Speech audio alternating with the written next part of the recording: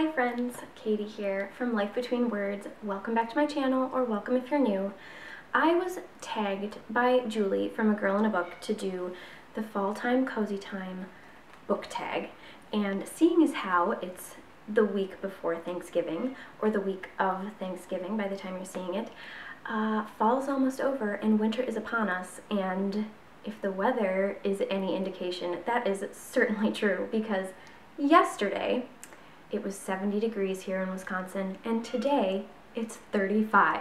So yeah, winter's here. We kind of skipped over the whole fall thing, other than the beautiful colors, but that was about it. Like, we had warm weather the whole season, which was really nice, but I think I was in for a little bit of a rude awakening when I woke up this morning and found it so chilly outside. Anyway, let's get started with the tag. The first question is, crunching leaves, the world is full of color. Choose a book that has reds, oranges, and yellows. For this question, I went with my copy of The Shadow of the Wind by Carlos Ruiz Zafón. Not only does the interior of this book feel very fall to me, but the copy that I have has lots of golds and reds and oranges. It looks like fall, even though I don't think the book necessarily takes place during fall. And here's Peaches. Come to visit again. Hello, Peaches. Why do cats insist on putting their butts on your head? Why do they insist on their butts on your face or on your head? I don't get it, guys, and it kind of drives me crazy. I don't want your butt on my head. For those of you who don't know, and there probably aren't many of you because this is a really popular book and it's wonderful, so if you haven't read it, I do recommend it. This is about a boy named Daniel whose father takes him to a library when he's 10 years old, not a library, a bookstore, and tells him that he can choose any book. He chooses a book called The Shadow of the Wind, and mystery ensues after that, all surrounding this book and the book's author, and this happens to be the only copy of the book that can be found. All the other copies are being systematically destroyed, and there's a whole mystery surrounding that, and it gets very complicated and wonderful. I highly recommend if you haven't picked this up. There's something in here for just about everyone. The second question is, cozy sweater. I'm wearing a cozy sweater. It's finally cold enough to don warm, cozy clothing. What book gives you the warm fuzzies? There are several books that could fit the bill for this. One, of course, is Harry Potter, but I'm not going to say Harry Potter because everyone says Harry Potter, and I decided I really needed to choose a different book. So I went with one of my favorite children's book authors, Kate DiCamillo. All of her books are very cozy and heartwarming to me, but my very favorite is The Miraculous Journey of Edward Tulane. This is about a China bunny who, over the course of the book, learns to become kind and learns what it means to love someone back. It's just a very sweet, heartwarming story. It's written really beautifully for a children's book. It's a great read-aloud book, and I love it so much. Question 3 is, fall storm, the wind is howling and the rain is pounding. Choose your favorite book or genre you like to read on a stormy day. My favorite genre to read when it's cold and windy and fallish outside is definitely Gothic romantic stories. That genre, or that subgenre of book, is so cozy to me because while it deals with sort of heavy topics a lot of the time, or things that happen in it that are darker, often the stories contain a lot of emotional depth, and I find that perfect for this time of year. Of course, probably the quintessential Gothic romantic novel is Jane Eyre, but I have a lot on my shelf, like most of Kate Morton's books, Rebecca, The 13th Tale. These are all Gothic romances, and I love them, and they're perfect for this time of year. Question number 4 is, cool, crisp air.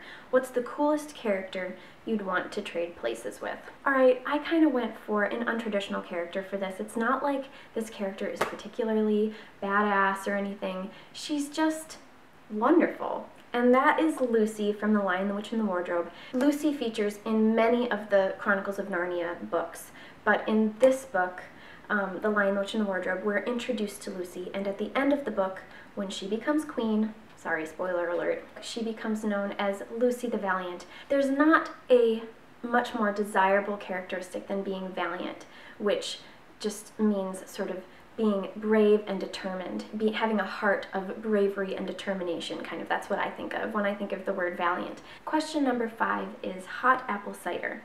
What underhyped book do you want to see become the next biggest, hottest thing? Forgive me, I'm going to talk about a book that I talk about all the time on my channel that I'm just going to keep pushing on people until they read it, and that is Peace Like a River. This book isn't new, so there's pretty much no chance of it becoming the next big thing, but it is one of my all-time favorites, and I love this story so much. It's just full of heart, it's full of miracles, it's full of the love of a family and the love of a father for his children. I absolutely adore this book so much, and I wish more people knew about it. It's not something that I hear talked about pretty much ever. So I'd love it if this became the next big thing, even though I know it won't. Question number 6. Coat, scarves, and mittens. The weather has turned cold and it's time to cover up. What's the most embarrassing book cover you own that you'd like to keep hidden in public? I have not talked about this book series on my channel at all. This happens to be a Christian historical fiction series that I love. It's totally cheesy and probably not up many people's alley, but it's a guilty pleasure of mine, and that is the Mark of the Lion series by Francine Rivers. And this cover, it's everything that you imagine you don't want to see in a Christian fiction novel. Like, I tend to not like covers with people, at least people that look real, because she looks like she's a real person, but she's a drawing, and I just think it's hideous. I've got other novels like this too. Like, here's another really terrible historical fiction cover. This one is not Christian fiction, but, you know, it just looks like a really bad romantic historical fiction novel. And it might be. This is a book that I haven't read yet, so I don't know. But I just tend not to like books with people on the cover, and yeah, this, it's just hideous, and I'm embarrassed. I'm embarrassed to be seen reading this, even though I do kind of love the story inside, even though it's cheesy. It's really cheesy, but I still love it. Question 7, pumpkin spice. What are your favorite fall-time comfort foods? Well, if we're going to talk about savory fall-time comfort foods, I love soups. I love butternut squash soup. I love chili. I love anything that makes me feel warm and cozy inside. And then in terms of sweet fall cozy treats, sweet potato pie, but not any sweet potato pie. Joy the Baker's sweet potato pie recipe. You can find it online. She uses a buttermilk crust, and this sweet potato pie, in my opinion, is better than pumpkin pie. I know that that is kind of a crazy thing to say, but it's really, really good. It's like the texture is so creamy. It just is, my mouth is watering. I'm making it this week for Thanksgiving, and I can't wait to eat it because this is really the only time of year that I make sweet potato pie. And the last question, question number 8, is warm, cozy bonfire. Spread the cozy warmth. Who do you tag? I don't think I'm going to tag anyone because fall is almost over. I am always towing the line of applicability on tags, so I feel like I never tag anyone. But if you feel so inclined and you want to squeeze this in the last week before Thanksgiving, if you celebrate Thanksgiving, not everyone does, because this is an international community, right? But if you do, I kind of feel like Thanksgiving marks the end of fall, and so if you want to squeeze it in, I tag you. I hereby tag you. That's it for the Fall Time Cozy Time book tag. I hope that you guys have a great Thanksgiving.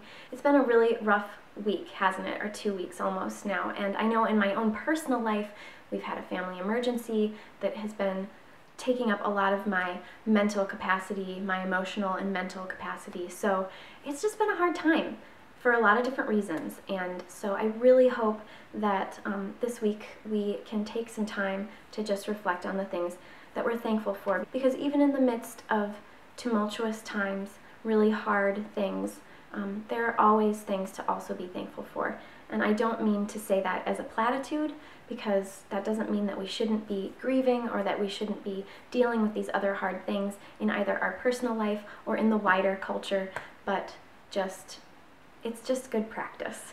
So that is what I'm planning to do this week, if I can. I hope that you guys have a great week, and I'll see you later. Bye! And I'm 30 weeks pregnant and don't have a winter coat. So look at this, guys. Yeah, my big belly. I don't have a winter coat, and so I'm walking around kind of cold. I was running some errands today and it was pretty chilly.